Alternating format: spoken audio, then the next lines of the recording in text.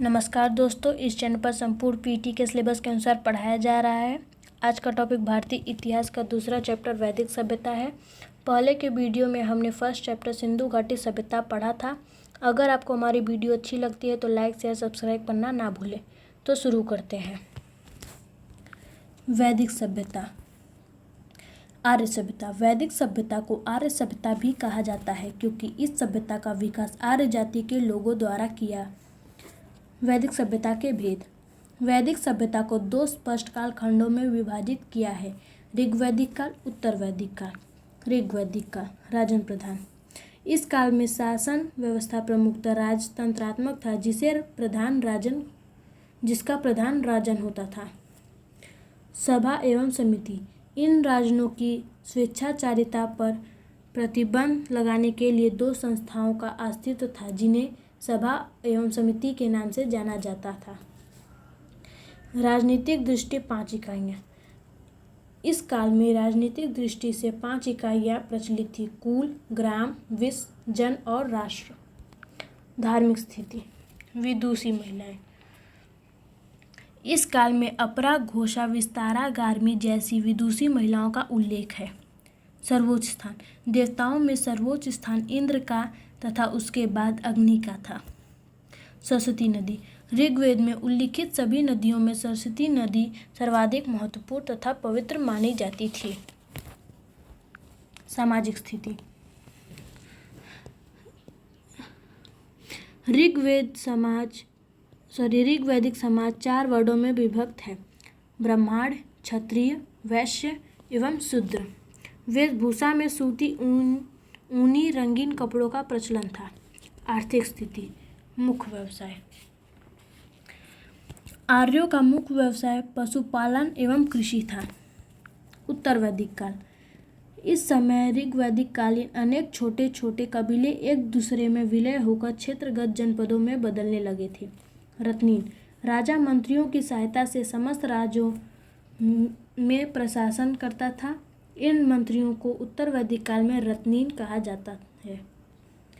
ग्राम्यवादीन। छोटे न्यायालय ग्राम्यवादीन कहलाते थे। सामाजिक स्थिति। मनुष्य का जीवन 4 आश्रमों में विभाजित माना जाने लगा: ब्रह्मचार्य, गृहस्थ, वानप्रस्थ और संन्यास आश्रम। मनोरंजन के साधन में लोक नृत्य, संगीत, जुआ और युद्ध मुख्य थे। नाटकों का मंच होने लगा था। इसे सैलूस कहा गया है। आर्थिक स्थिति। इस काल में पशुपालन की अपेक्षा कृषि अर्थव्यवस्था का मुख्य आधार बनी। काठक संहिता में 24 बैलों द्वारा खींचे जाने वाले हैलों का उल्लेख मिलता है। वैदिक साहित्य। वेद। वेद का अर्थ ज्ञान है। इनसे आर्यों के आगमन व बसने का पता चलता है। वेदों के भेद। ऋग्वेद, सामवेद, यजुर्वेद और अथर्ववेद। ऋग्वेद। होत्री या होता।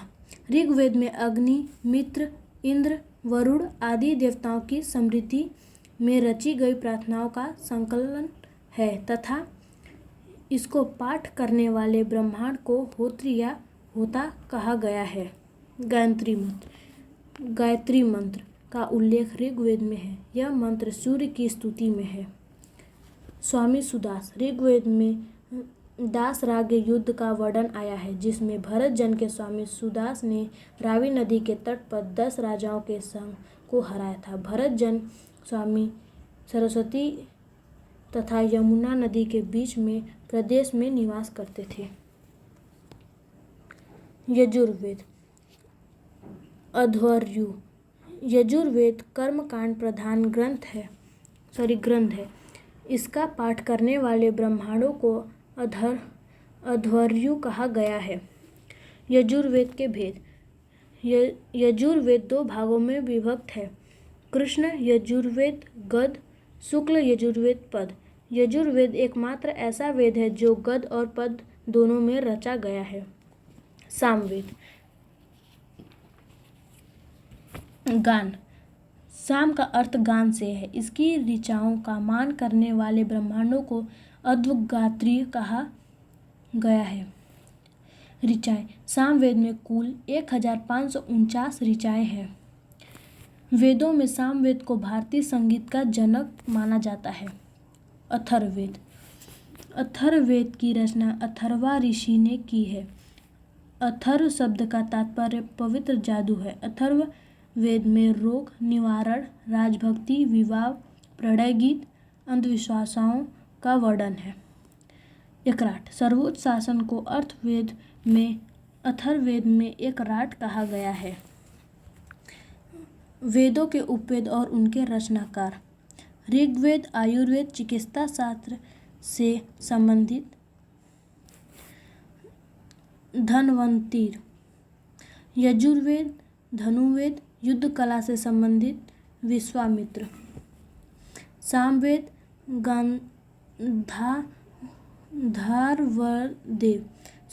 गांधर्ववेद कला और संगीत से संबंधित, भरत मुनि। अथर्ववेद शिल्पवेद भवन निर्माण कला से संबंधित, विश्वकर्मा। अब कुछ हम प्रश्न देख लेते हैं। आरंभिक वैदिक साहित्य में सर्वाधिक वर्णित नदी सिंधु, सुतुद्री, सरस्वती, गंगा। सही आंसर है इसका सिंधु। वैदिक काल में शासन का प्रधान राजा होता था, जबकि उसकी सहायता करने वाला सर्वाधिक महत्वपूर्ण पदाधिकारी होता था।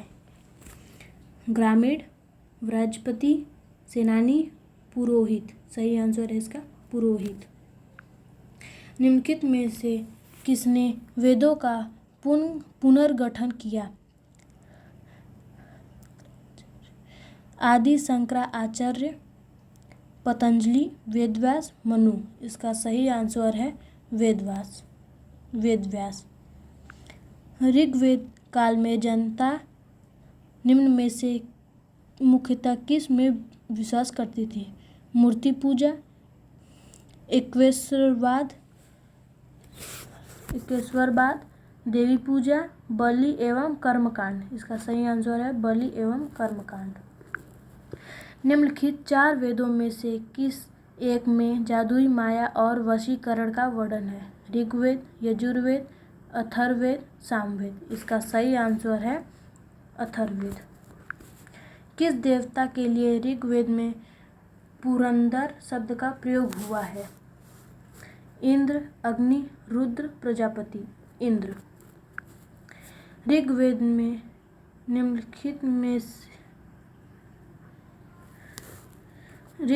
निम्न में से किन 2 जैन तीर्थंकरों का उल्लेख मिलता है? ऋषभदेव और अरिष्टनेमि।